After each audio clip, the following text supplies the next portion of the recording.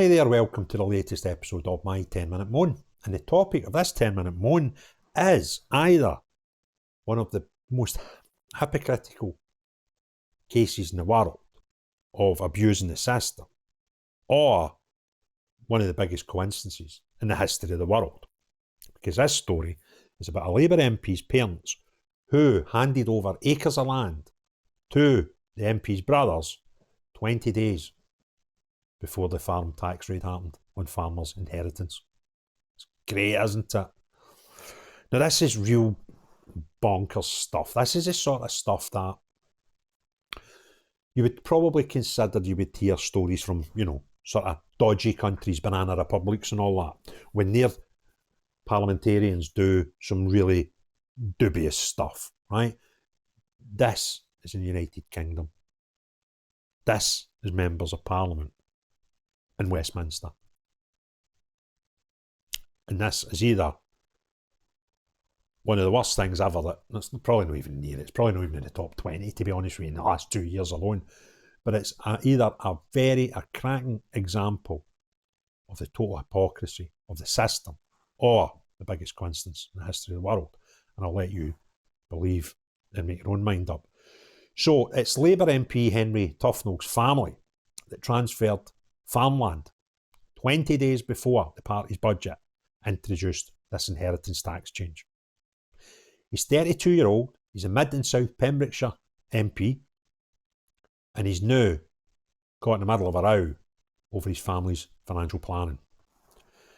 But I think we all know how this will pan out.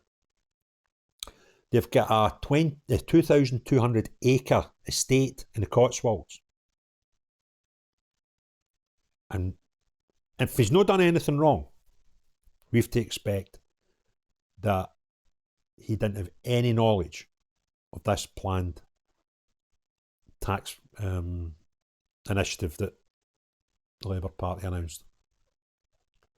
It could save his family millions in future tax liabilities under the new rules targeting agricultural land.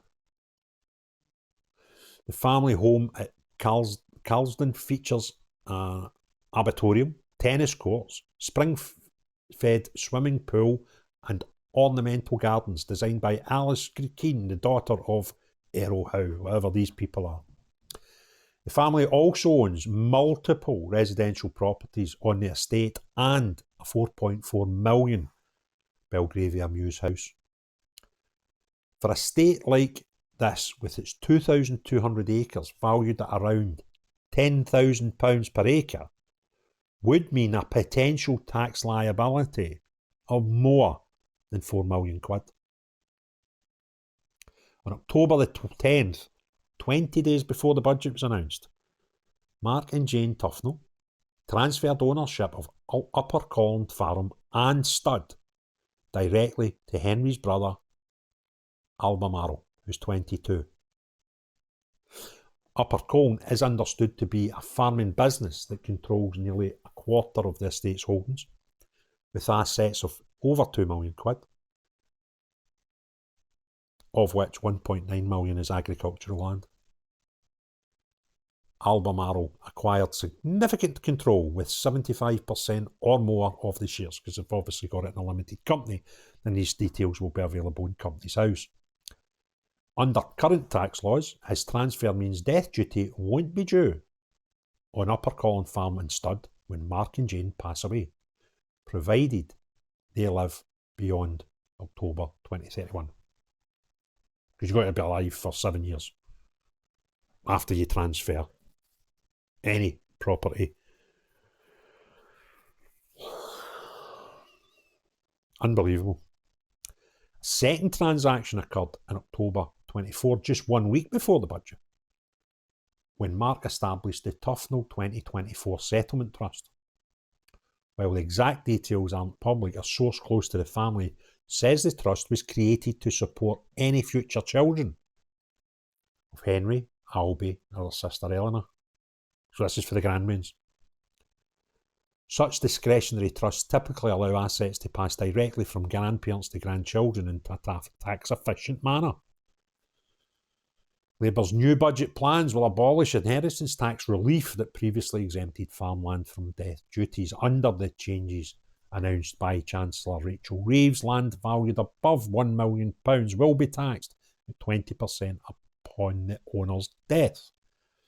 The policy has sparked outrage in rural communities, with farmers taking to London streets in protest last week. While the family's inheritance planning steps were entirely legal, the timing has drawn scrutiny, particularly as Labour's plans to change farmland inheritance tax rules were not yet public.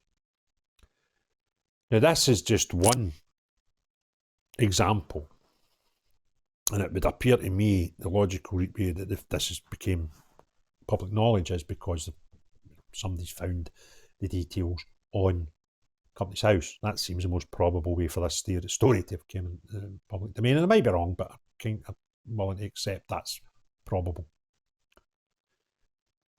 But how many others have done it? Because if this guy did indeed know anything about this, then questions have got to be asked. And what happens about it? Well, probably nothing. And he'll probably not be alone, because if he knew and he's tipped his parents off to do something, then I would imagine he'll not be the only one. And a spokesperson for Henry told the Pembrokeshire Herald, as has been widely reported, it would seem that even Stephen Reid, the Secretary of State for DEFRA, was not aware of the specific changes to APR and business property relief before the budget was announced. It would therefore be implausible to suggest that Henry would have this kind of knowledge prior to the Chancellor's budget announcements before they were made public. So, there you go. The spokesperson says it's implausible that he would know about it. It's just pure coincidence. There you go. That's what we're dealing with. So, if you enjoyed the video, give it a thumbs up. If you've not already done so, please hit the subscribe and the notification bell.